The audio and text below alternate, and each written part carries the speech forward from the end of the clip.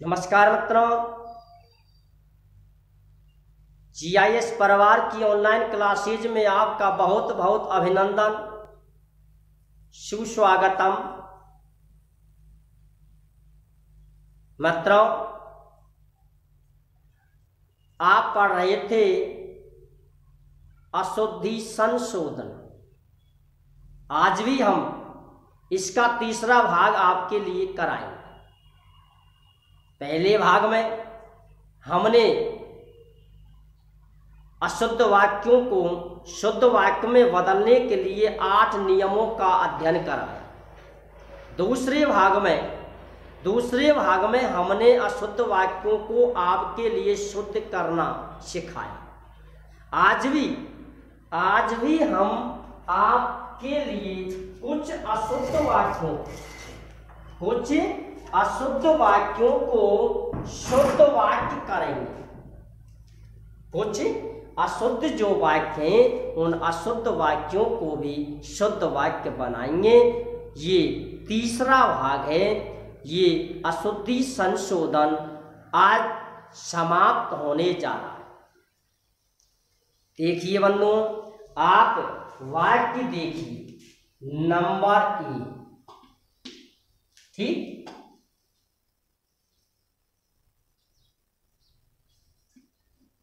त्वाम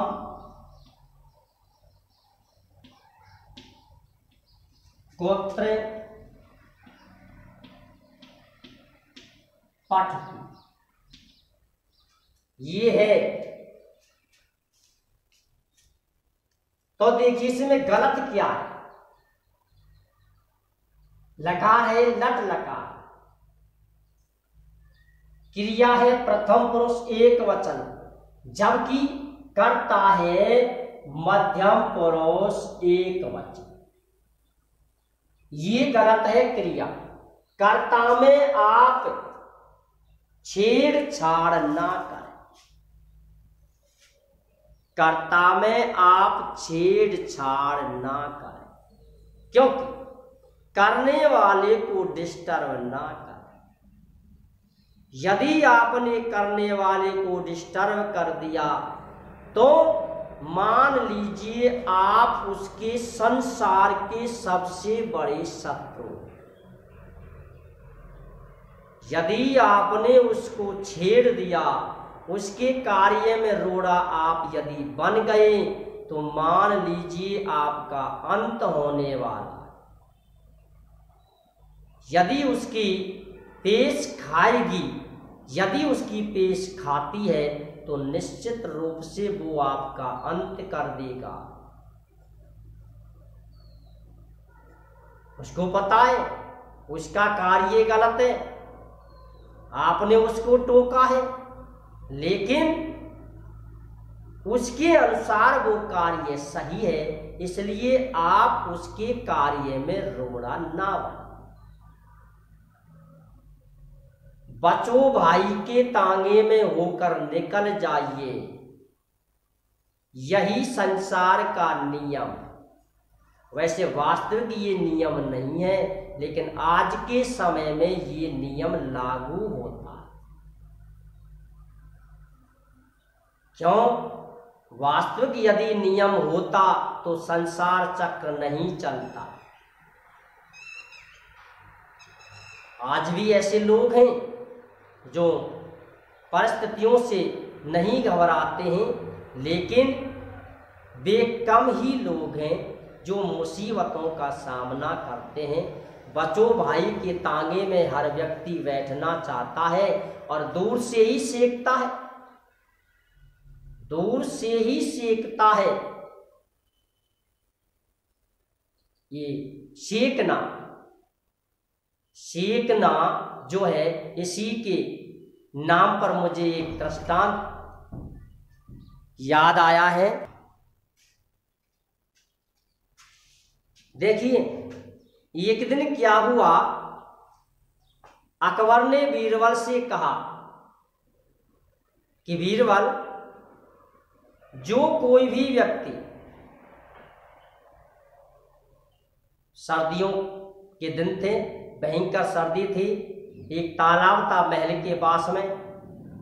यदि इस तालाब में पूरी रात खड़ा रहेगा बिना वस्त्रों के, तो उसके लिए बीरबल यानी महाराज ने इनाम रख दी। कुछ भी होगी, कल्पना कर लीजिए।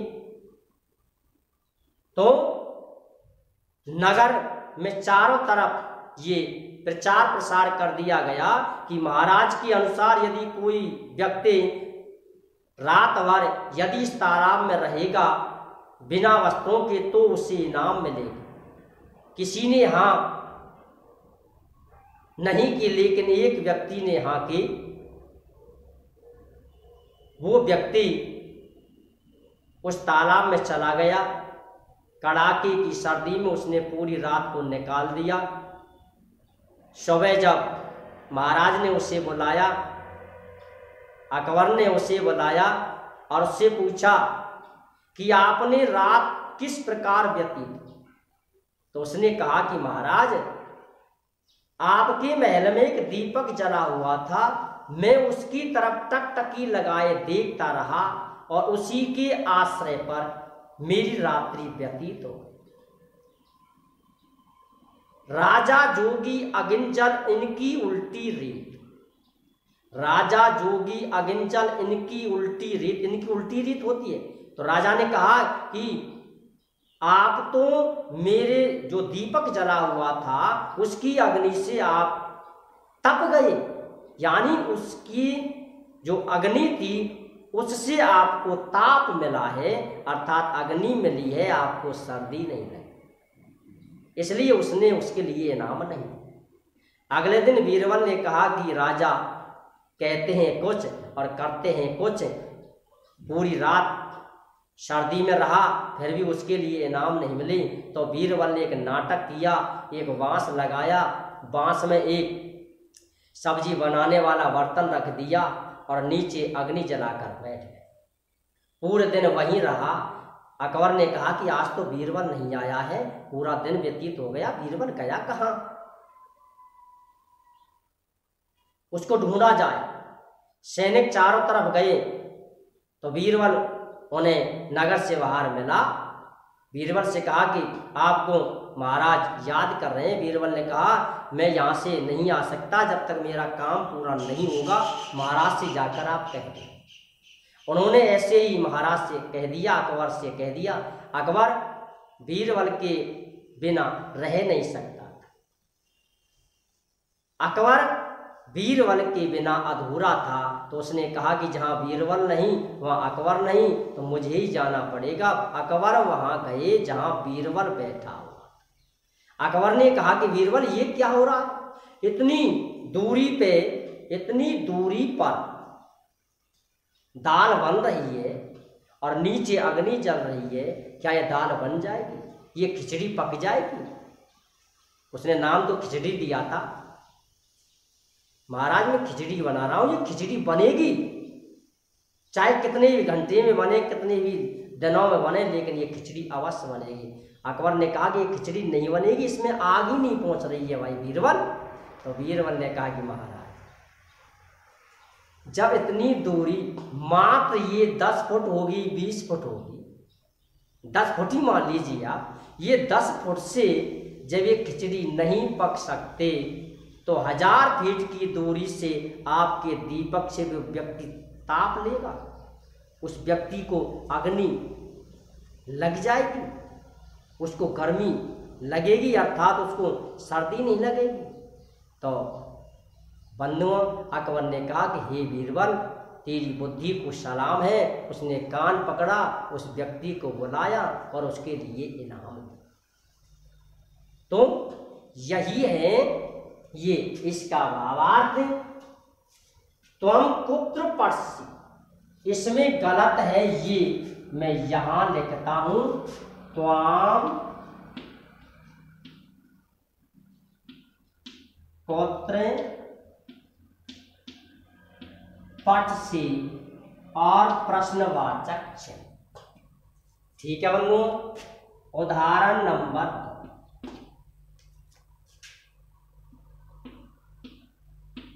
सर्वे छात्रः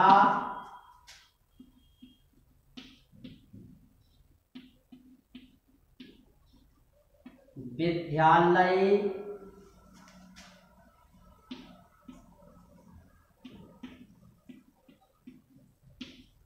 प्रकोष्ठे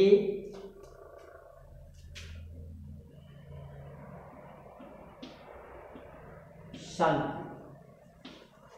अब देखिए, सभी छात्र विद्यालय में कमरे में हैं, विद्यालय में कमरे में हैं। अब ये आपको इसका अंदाजा लगाना है, हालांकि इतना कठिन वाक्य आता नहीं है, फिर भी तो देखिए इसका अर्थ होगा सभी छात्र विद्यालय के कमरे में हैं। किसके में? विद्यालय। तो विभक्ति होगी षष्ठी, इसका बनेगा विद्यालय। सभी छात्र विद्यालय के कमरे में। नंबर 3, अब देखिए, सीता रामम सह वनम गतवती। सीता राम के साथ वन चले गए। अब देखिए, सह के योग में लगाते हैं तृतीया। कौन सी लगाते हैं? तृतीया। ये गलत है बस, तो आपको रामम के स्थान पर लिखना है राम।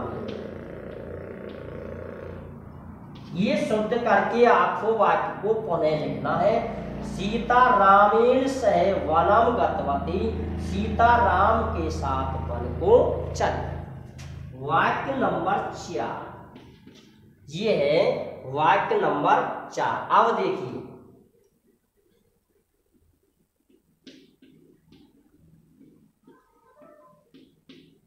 ग्रामात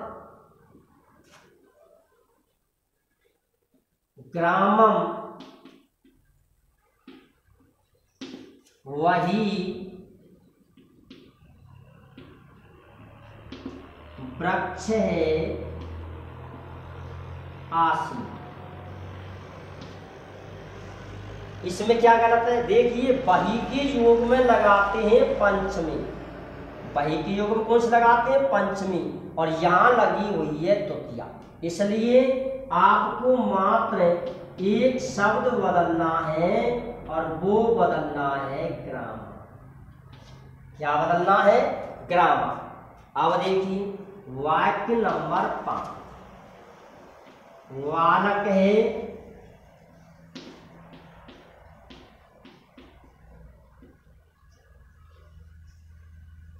सिंगाय विभेति। अब देखिए, यहां धातु है भी और भीमान होता डरना।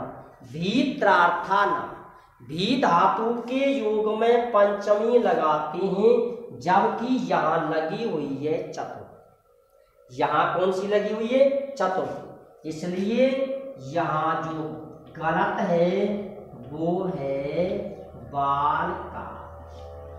क्या है? बाल का। तो इस प्रकार से ये कारक से संबंधित वाक्य, किससे संबंधित वाक्य? कारक से। अब देखिए 6,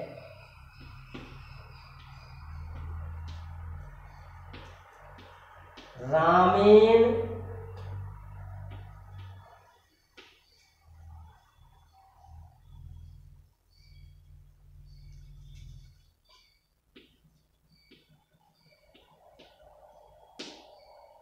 श्यामम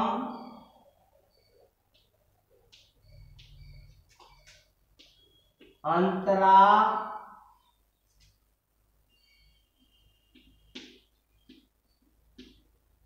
मोहने आसी। एक वाक्य है ये, वाक्य नंबर 7, बालकम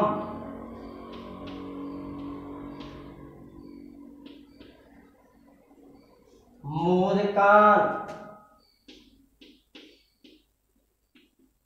रोचते।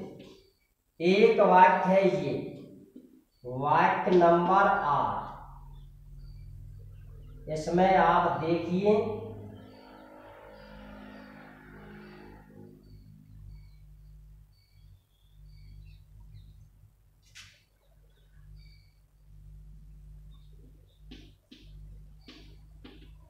रामस्य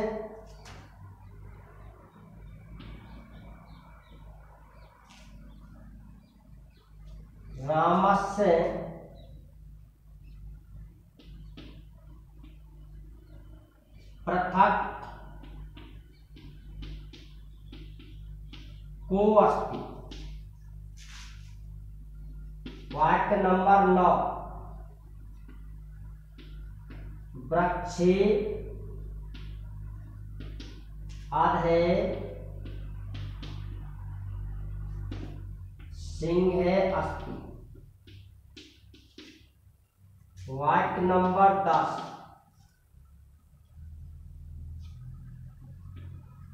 सा ग्रामम निवसति। ये वाक्य अब देखिए, इनमें अधिक गलती नहीं है, मात्र एक एक शब्द की गलती है। कारक के आधार पर आप देखते हुए चलें, आपको गलती मिल जाए, आपको गलती मिल जाएगी। किसके आधार पर? कारक के आधार। देखिए, ये दिया हुआ है अंतरा। अंतरा अंतरेण के योग में द्वितीया होती है। कौन सी होती है? द्वितीया। तो एक गलत है राम, ठीक। नंबर 7, रुच के योग में लगाते हैं चतुर्थी, जबकि यहां लगी हुई है द्वितीया। रुच के योग में कौन सी लगाते हैं? चतुर्थी, जबकि यहां लगी हुई है द्वितीया। कौन सी लगी हुई है? द्वितीया। अब देखिए, पृथक के योग में लगाते हैं पंचमी, यहां लगी हुई है षष्ठी। अधिक के योग में लगाते हैं षष्ठी, और जबकि यहां लगी हुई है सप्तमी, ठीक। ये वह गांव निवस माने होता है रहना, वह गांव में रहती है। किस कारक का चिन्ह? वह गांव में रहती, वह गांव में रहती है। कौन से कारक का चिन्ह है? अधिकरण कारक। कौन सा कारक है? अधिकरण कारक। तो ये गलत है, ग्राम। क्या गलत है इसमें? ग्राम। अब देखिए, इसका बनेगा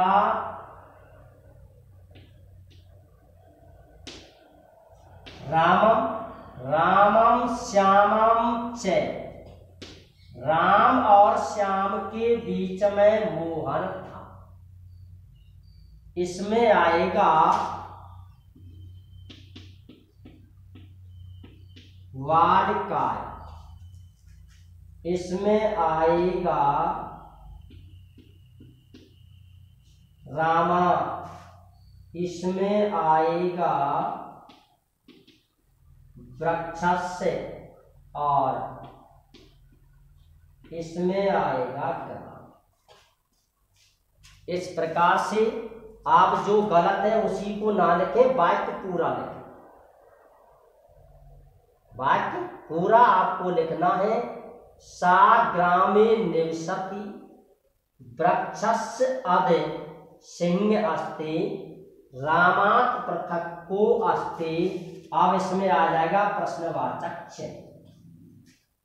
बालिकाय मोदकान रोचते, रामम श्यामम च अंतरा मोहने आस।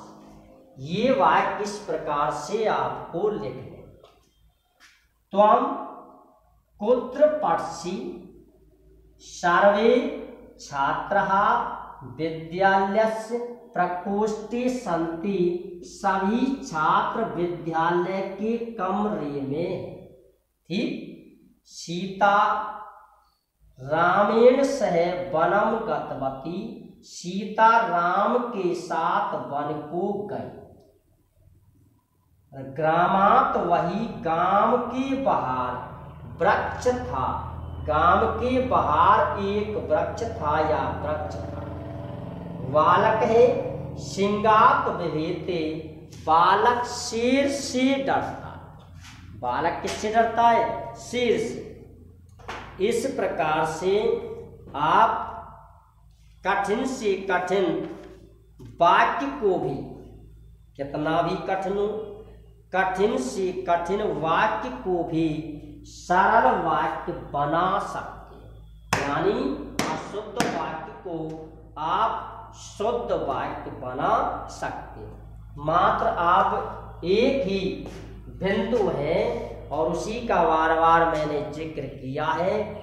आप सबसे पहले वाक्य की पहचान देखें कि वाक्य किस लकार का है, उसके बाद उसकी कर्ता क्रिया इनका मेल करें, क्योंकि बिना गण वर्ग के, ऐसा आज का समय है, आज का जो समय है वो समय ये है कि बिना गण वर्ग के दो पक्षों का मिलन नहीं होता है। अर्थात जिस प्रकार से बिना गण वर्गों के आज के लोग बिना गण वर्ग के और बिना पैसे, बिना गण वर्ग के और बिना पैसे के जिस प्रकार से आज का जीव संबंध नहीं करता है, उसी प्रकार से बिना क्रिया और कर्ता, बिना कर्ता और क्रिया के मेल के वाक्य भी शुद्ध नहीं होता है या वाक्य सही नहीं। जब बिना पैसे के कंगाल व्यक्ति भी, जब बिना पैसे के कंगाल व्यक्ति भी अपने पुत्र का संबंध करने के लिए नहीं सोचता है, तो ये तो हमें एक बिंदु पूरा करना है, बिना कर्ता और क्रिया के मेल के वाक्य सही नहीं होता। इसलिए आप पहले वाक्य की पहचान देखें, पहचान देखने